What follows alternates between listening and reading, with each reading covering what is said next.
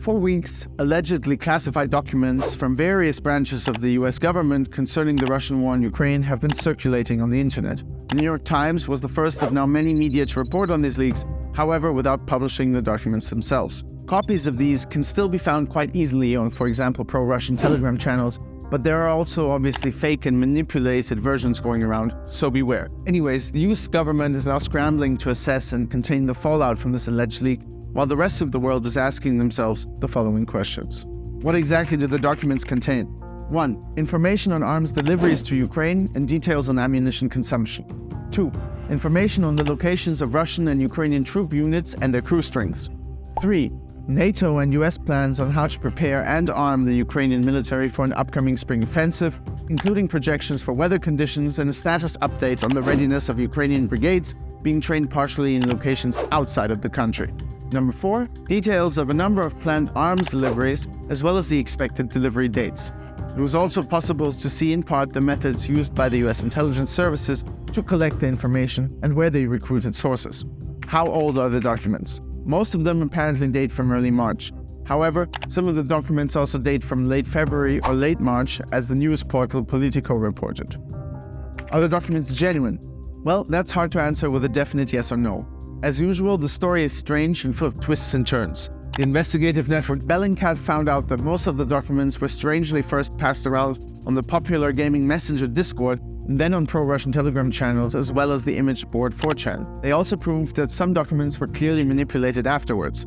For example, in a later version spread on pro-Russian Telegram channels, the number of Russian soldiers killed in action was reduced drastically, from between 35.5 to 43.5k to between only 16 and 17,000, while the number of Ukrainian dead was raised from around 17,000 to between 61 and 71.5k. The US has of course not admitted that the documents are theirs, and of course why should they do that? However, US security officials quoted by the New York Times have hinted at their authenticity. The Washington Post and the New York Times spoke to members of the group on Discord in which the documents were first distributed. They said that the initial distributor, who goes by the username OG, does in fact work on an undisclosed military base where he gained access to the leaked documents. It's unclear whether OG had any political intentions. On Thursday afternoon, the FBI arrested a 21-year-old Air National Guardsman named Jack Douglas Teixeira in Dighton, Massachusetts.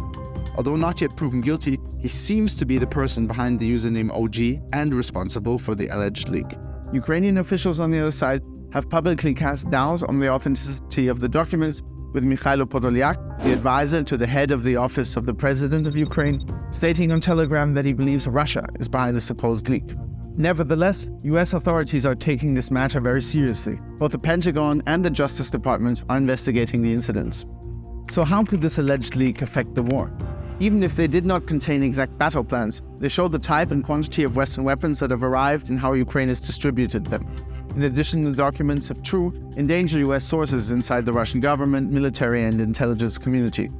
Also, the documents state that Ukraine's air defense could be in big trouble. According to the leak, Ukraine could have completely used up its stock of Buk missiles by the 13th of April and that of S-300 missiles by the 3rd of May.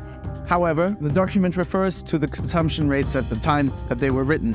It's unclear whether the values have changed. If it's true, however, this will give Russia a chance to implement their scorched earth tactics, as they did, for example, in the Syrian city of Aleppo, where they just basically carpet-bombed large areas without regard for human life. Anyway, there is no way of 100% knowing the truth at this point, and even though everything seems to point at a security leak caused by a 21-year-old gamer, a lot of questions remain. What do you think? Write it down in the comments below.